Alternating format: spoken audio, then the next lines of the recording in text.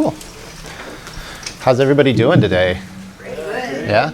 It's after lunch, the second day of WordCamp. I'm astonished any of you are in here. But I'm very glad. Actually, the room kind of filled up, and I'm excited about that. Apparently, this is a talk some people are interested in, which is a good spot for me to be. And I'm glad you guys are here. So we're going to be talking about incident response with WordPress, how planning for the worst can help secure your site today. We're going to be looking at some steps that you can take and some things that you can keep in mind now before something bad happens to make it easier to recover when something bad does happen. My name is Mikey. I'm a threat analyst at WordFence. My job involves researching what the baddies are up to and building firewall rules to stop them from doing other bad things. I am an ethical hacker, so I do penetration testing exercises and basically a hacker who uses their power for good. I'm also a lock sport hobbyist, so I pick locks for fun. And according to two, I am the world's greatest dad, but that is disputed by probably some people in this very room. And you can follow me on Twitter at @HeyIt'sMikeyV. So the first thing that I want to cover is this thought that I don't need an incident response plan. And I want to illustrate this with some examples with a fire escape plan. So, you know, why bother having a plan to get out of this building in the event of a fire, right? We don't need that kind of plan because we don't start fires, do we? We know better. And we see that kind of response from developers and people building WordPress websites where we don't really think too hard about what happens in the event of a security incident because we just don't think we're ever going to create one. Another reason we wouldn't need a fire escape plan is because we've got sprinklers in the building. Any fire gets detected, some water rains down from the ceiling, everything's instantly better, nothing gets worse, right? You see that kind of attitude when we have malware scanners on our sites that are detecting things and then automatically cleaning them up, and we think it's all good because the sprinklers activated and put out that one fire. But in reality, how did it get there? Did it get everything? That sort of thing. We also don't need a fire escape plan because we had an inspection done. You see this with places where there's, you know, PCI compliance or something where, you know, people have taken a look. Yeah, we've checked all the boxes on their checklist and they're reasonably satisfied. You know, the fire marshal came through, gave us a thumbs up, and I personally think that's guarantee that no fire will ever occur in this building. So we need a fire escape plan because things can go wrong. And they often do, which is why companies like mine exist. So in this talk, we're going to be covering guidelines from NIST, the National Institute of Standards and Technology. They are the ones publishing things like the rules for password strength and things like that used by the federal government. You could ignore this talk and go read the 79-page spec document if you really want. I don't think you do. It's actually not a terrible read, but this is probably a little bit more easily crunched. And we do I have to move fast because there's a lot to cover in this, so I'm sorry if I'm rushing through stuff. I'll make the slides available.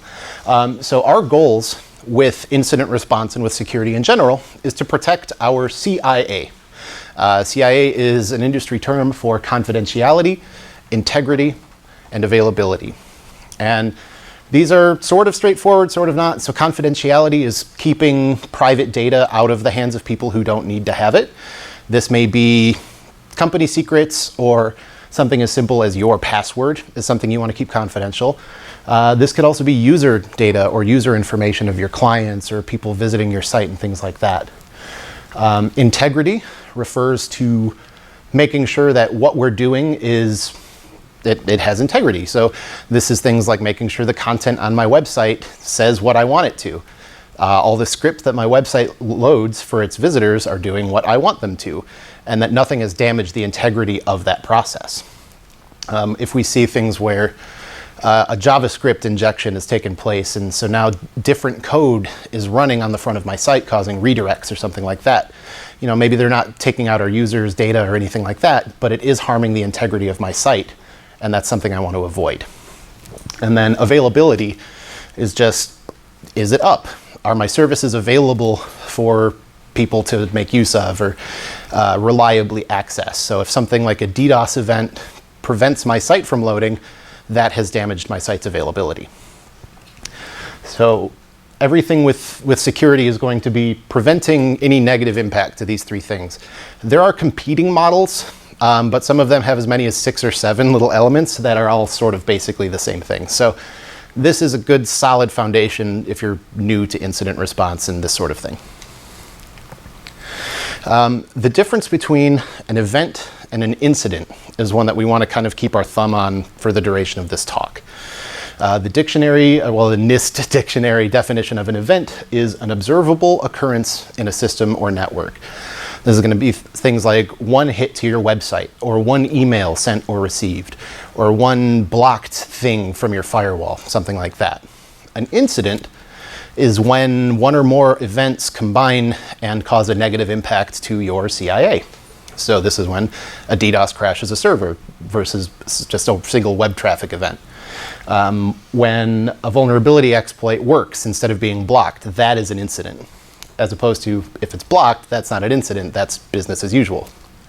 Or something like a successful phishing attempt. Somebody sent you an email or somebody that uses your site and it worked. That's a security incident.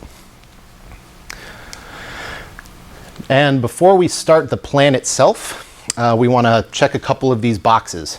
We need to make sure we know who's in charge of this process.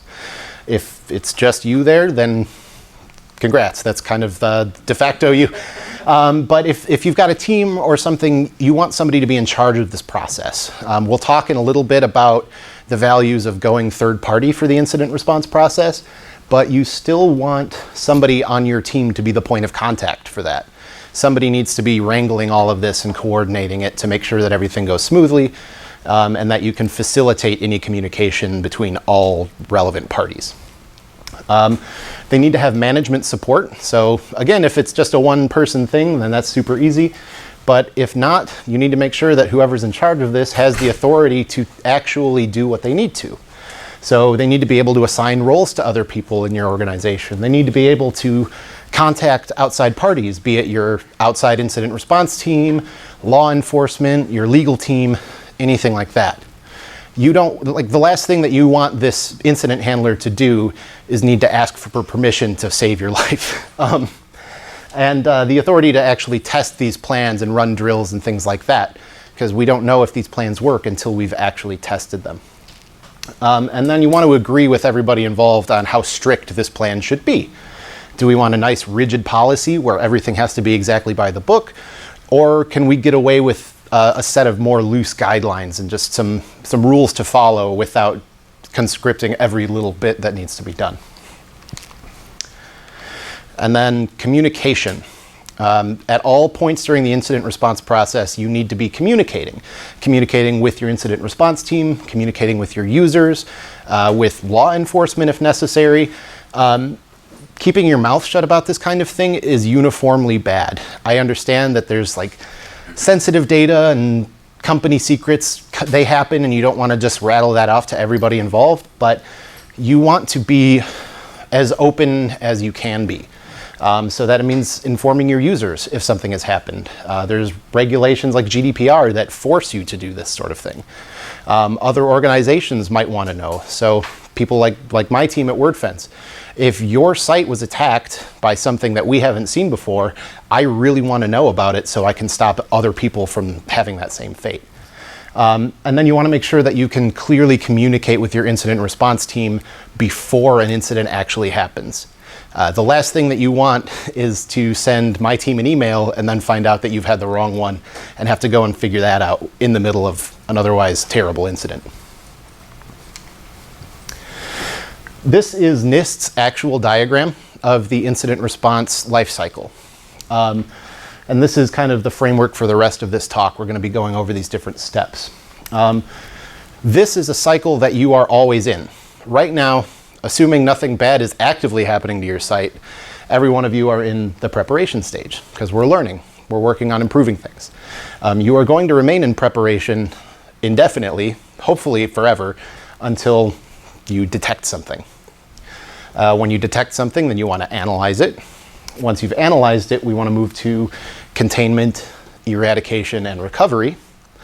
And then that's a bit of a loop there while we make sure that everything is done. And then when it's over, we want to have some activity after the incident is over, sort of a post-mortem period, if you will, before we loop back around and go back to our preparation holding phase, which is the first one we're going to talk about. Yay! So this preparation stage is where we want to make sure that your team has all the tools that they need to be successful. So tools in this case mean things like literal software tools, like analytical tools and log aggregators and things like that. This also means just simple things like documentation. If your incident response team needs to ask you about every little thing and whether it needs to be there and why it's there and how it works, that is going to markedly slow them down when they could just be reading documentation to teach themselves all of this.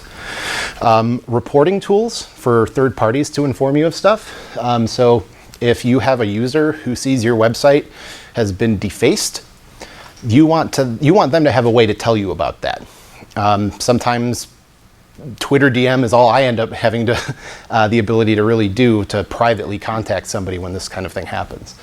So you want something a little bit more solid.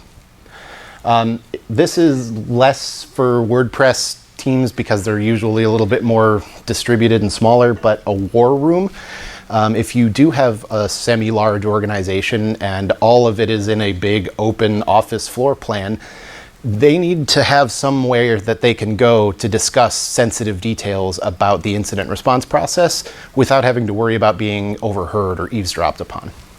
And then, of course, clean backups, which are always good to have, but we'll talk a little bit more about those later. This is also where I want to talk about the easiest incident to handle is the one that didn't happen easily, right? So we can minimize the number of incidents that we have to deal with by securing our assets. So all the stuff from all my other talks, like run risk assessments and patch your software and get some sort of intrusion detection like a malware scanner or something more host-based going. You want to really shore up your security in this phase. That way, hopefully, the rest of it never has to come into play. Step 2 is detection. And our goal with the detection stage is to reduce TTD, which is time to detection. So it's from the point an incident actually happens, so when the bad doer did bad, to when I know about it. That is a nebulous period of time, and I want it to be as small as possible. That way I can minimize the impact and I can get everything back to normal that much faster. We're going to reduce TTD by identifying attack vectors, precursors, and indicators of compromise. An attack vector is just simply all the places that somebody could attack. They're going to be different for everybody, and the response to each varies based on its own scope, so to speak. So your web services, like your actual WordPress site, that is an attack vector. Things like email or removable media, like if somebody slips a malware-ridden flash drive into your computer, that could impact your WordPress site if you connect to it. Impersonation, things like phishing or just otherwise people trying to trick you into doing something you don't want. And improper usage is one that people end up dealing with in larger organizations, like somebody has their work computer and they downloaded some file sharing tool onto it and got some malware through that. That is an attack vector, even though it's something that they sort of did to themselves. A precursor is a sign that an attack is about to happen or may be about to happen. Not all incidents have precursors, but these are things like server logs telling you that somebody has been running a vulnerability scan on your website, like WP scan or SQL map. If somebody is doing that without your permission, it could be a sign that they're trying to find some way in. If WordFence or any other security body has issued a vulnerability warning about software you use, so a plugin you use or the WordPress version you're on, that could be a sign that something is going to be coming around the corner. And almost certainly it will if it's an actual vulnerability report. And of course, if you've received a threat, that's a pretty good precursor that something might be up. And lastly, indicators of compromise are signs that an attack has happened or may have already happened. So IOCs are going to vary based on the attack vector they're associated with, but this is going to be stuff like unusual login activity. Somebody logged in with your username from a country you've never been to, that's questionable. At a larger scale, you know, if somebody never logs in after 8 p.m. and now they're logged in at 3 a.m., that's weird. So you want some kind of information about these events as they come in. But other things like malware detected on your server, that's obviously a bad indicator, or files that have mysteriously changed, or user reports that came in through the method that, whatever method that you laid out in step 1. So indicators that compromise have taken place, they need to be verified. You know, not every little event that we're curious about is actually a sign of something bad happening, which is why step 3 is analysis. This is where we're actually going through and vetting this information that we've gathered. So some steps to make this easier are going to be things like knowing what baseline behavior looks like. It's really hard to know what's weird if you don't know what normal looks like. This means being familiar with your log activity, the amounts of traffic you usually get, things like that. Log retention policies are important. A lot of people are on shared hosting and have no control over how their logs are stored or for how long or where they go when they're gone. So you need to confirm that you have some amount of access to this over time, especially because incidents can happen long before they're detected. If something happened 3 months ago and you only have 30 days of log retention, you're fighting blind. And then online research, like if you find a sketchy PHP file and it's got some code in it you don't really understand, try Googling it. It works a lot more often than you think. If we've determined that an incident has taken place, then we have to start mobilizing for a more active response. We want to try to identify the intrusion vector. Sometimes we can't right away or even at all. We want to find out how our CIA has been impacted, so our confidentiality, integrity, and availability. And we want to try to identify early in this process the recoverability, which is how soon can I get back to normal after this has been done. You want to at least get estimates of all of these before you start contacting things like law enforcement, your incident response team, your own leadership. You know, maybe HR needs to be involved if you think something inside happened. But from there, oh, I added this at the last second. So when it comes to DFIR, so digital forensics and incident response, it is a very specialized skill set. It uses tools and skills and knowledge and data that your average sysadmin or IT person may not have completely under control. There's a lot of the tools that are relatively user-friendly, but they just kind of rely on, you know, hunches and knowledge that experts have that somebody who isn't used to this may not. Even big organizations contact outside incident handlers from time to time, even hosting providers that have their own SOC, so Security Operations Center, where they actually have a team watching logs and events for things that are going wrong. If they find an incident, they still call somebody who is an expert in forensics. If something mission critical is on the line, it really may not be the best time to try to save a buck or two and keep it in-house. So we've identified that something has happened, and we've identified and confirmed it's bad. So we need to contain it.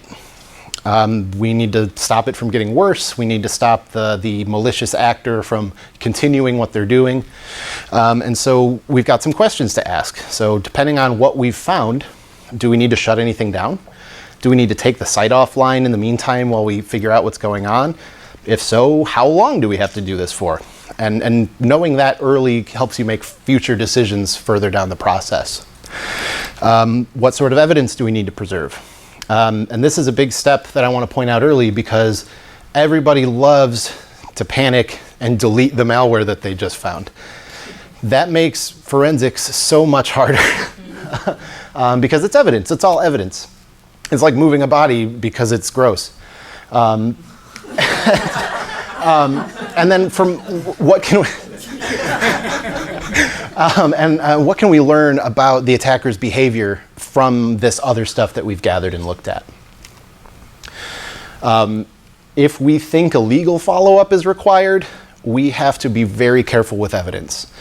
So we need to take care of logs, we need to note attacker IPs, timestamps of everything, malware hashes, file contents that have been modified, everything that you can think of that is halfway relevant, your investigator is going to want. And so you need to enforce a chain of custody with this data.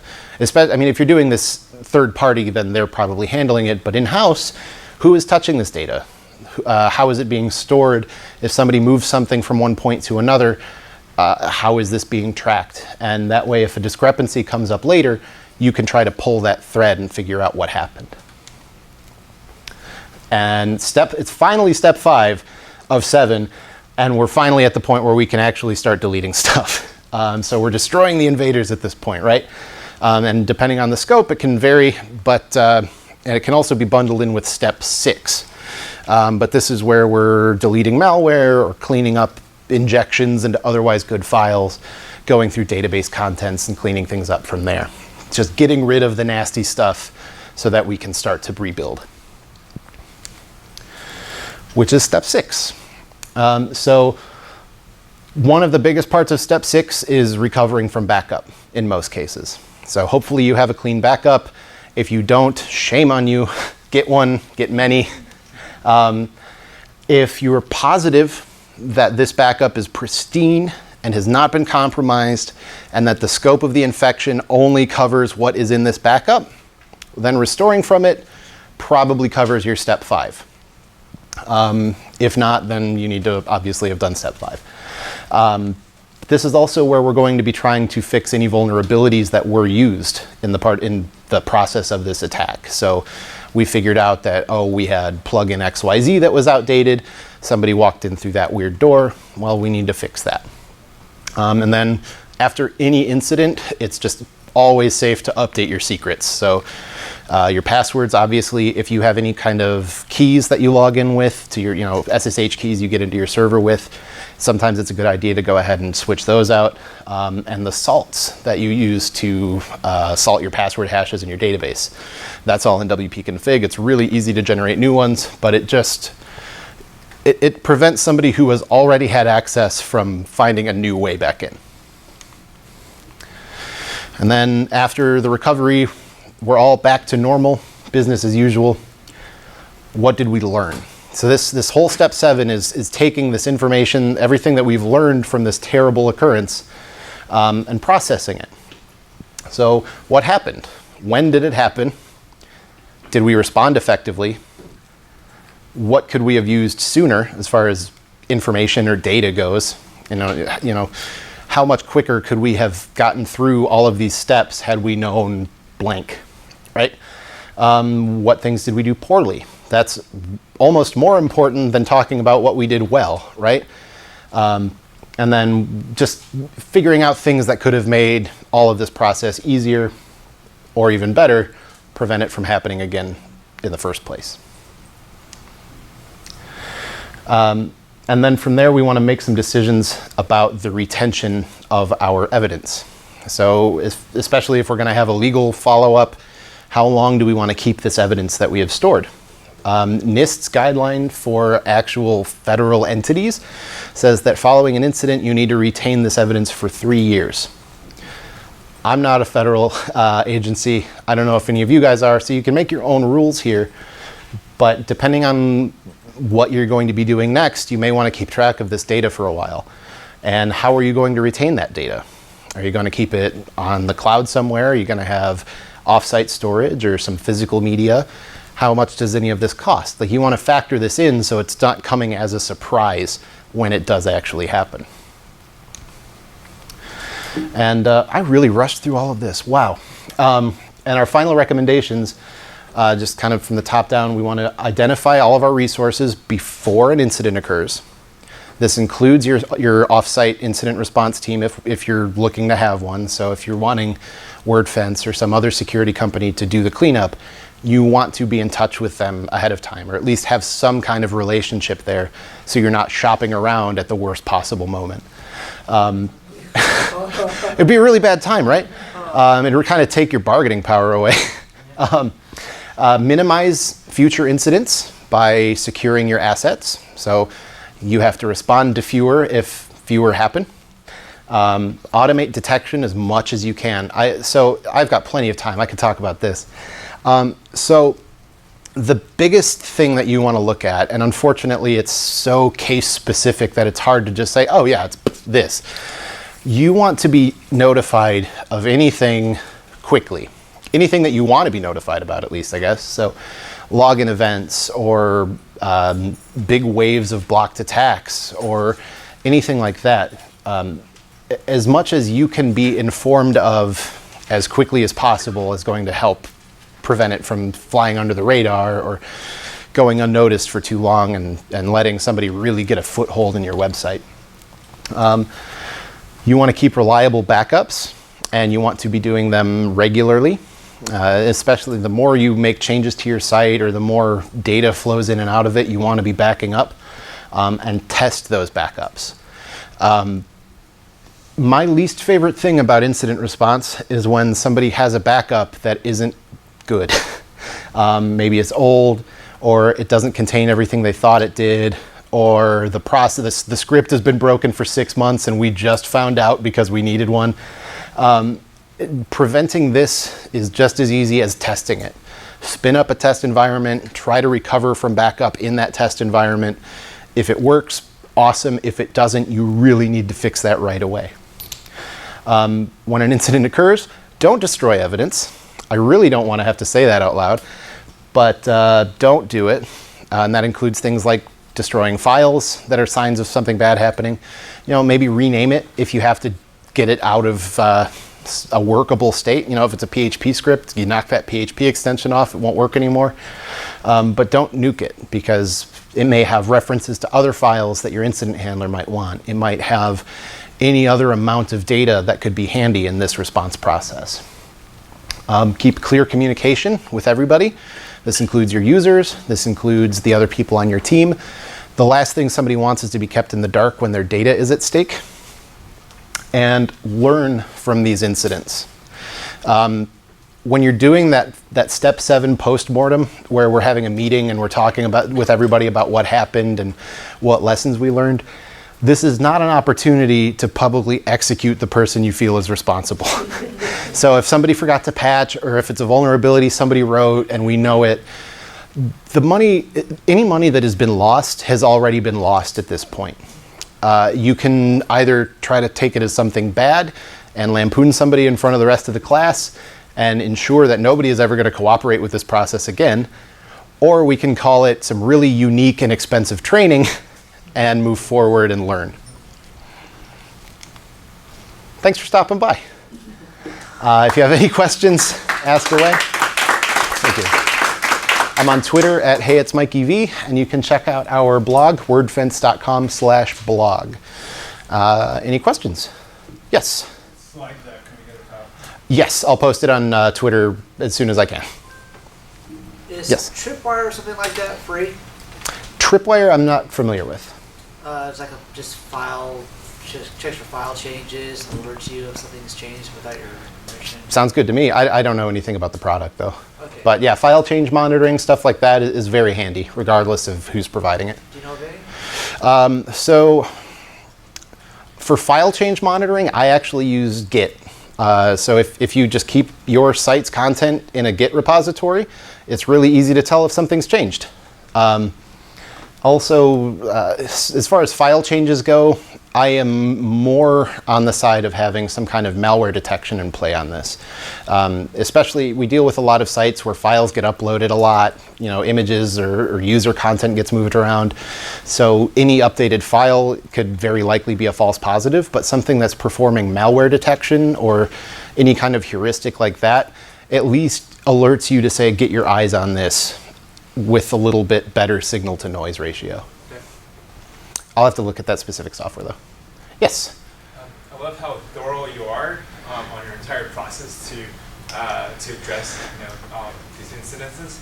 And I was just thinking in my mind, like, this must be very expensive to implement. And like, how big of a company would you say would this be more applicable to, as with this kind of thing? So you really don't need to be a company. I mean, if you're in this room and use WordPress, at least some of this information you want to keep in your pocket. If you're not spending a bunch of money to do this, you can cobble together some bash scripts to check some stuff out, or install. I mean, WordFence has a free plugin that can handle some of the malware detection for you. There are ways to make a good, solid, best effort on every one of these steps without breaking your budget. Especially when it comes to like our site cleaning services. I don't want to make the whole pitch right now in front of everybody, but it's not crazy expensive, and especially compared to outages and things like that, especially if any money is coming through that site. It's an easy call to make. Yes? Question. My site got taken down 2 weeks ago, and it went to a redirect. Mm-hmm. And my VA solved it, but he hadn't really told me. I was just wondering, could vulnerabilities still be inside the site? They could be. Is that what like a cleansing would do, or a look at everything? You would want to look look at all of the software, like the plugins and stuff running on your site. Make sure all of them are up to date. Yeah. Having everything up to date doesn't necessarily mean there's no vulnerabilities in it, but it's at least a good step to prevent known vulnerabilities from existing. Okay, so I have started doing that, and then also, does that also mean updating all the themes as well? Yes. Okay. Yeah, there can be a vulnerability in any piece of code that runs on your site, or even lives in the same directory on your site. Like if you have an old copy of the site sitting in a folder somewhere that's not getting updated, that still exists. And we see that a lot, where we've got like staging folder with an ancient website still kicking in it, and there's malware in it, or some other vulnerability. So even if I had gone through redesigns, If- there could be, and that weren't cleaned out. Yes, in the past. you want to make sure that the only files on your site are the ones that need to be there. Okay, thank you. Yeah. Yes. So I'm a blogger and I'm fairly new at this, so I don't have like a team, I'm the only person. So Okay. I guess, so I get a little confused sometimes, like in terms of backing up, like I keep about a week's worth of backups, is that enough? Or- So, it's a good question. It just really depends on how. So, if you only have a week's worth of backups, then that's fine, because a lot of people don't have any. Okay. But if you only have a week's worth of backups, you need to be aware of any incident happening within a week of it happening. So if something bad had happened 8 days ago, all of your backups are corrupted now. All right. So a lot of the time people will have like a rolling week of daily backups, but then they'll have one a month old, one 2 months old, something like that. Just in case. Just in case. Yep. So maybe I always have at least one that's a month old and then, Yep. As long as you're doing some kind of checking to make sure that everything is good within the range of your backup availability. for somebody like me who's not well versed in this stuff, like I use, what is it, WP security or something like that. Okay. How do I know? I mean, since I'm not like a technical person, I'm not getting any alerts from them, so I do assume everything. That's kind of the thing, yeah. If you're not getting alerts and stuff, or even if you are getting alerts saying, hey, we blocked something, that's business as usual. Like we said, a blocked attack is just an event. It's not an incident.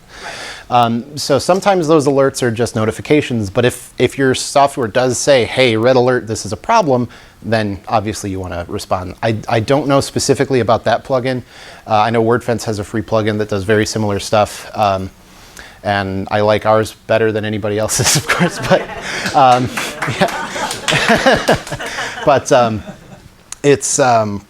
as long as you're remaining at least a little bit vigilant and trying, you're putting yourself that much higher than everybody else. Okay. Cool. Anything else? Cool beans. Well, Bringing the locks? I did. They're in my bag. I'll be at the happiness bar.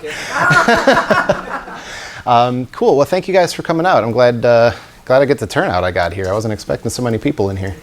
Thanks, you guys.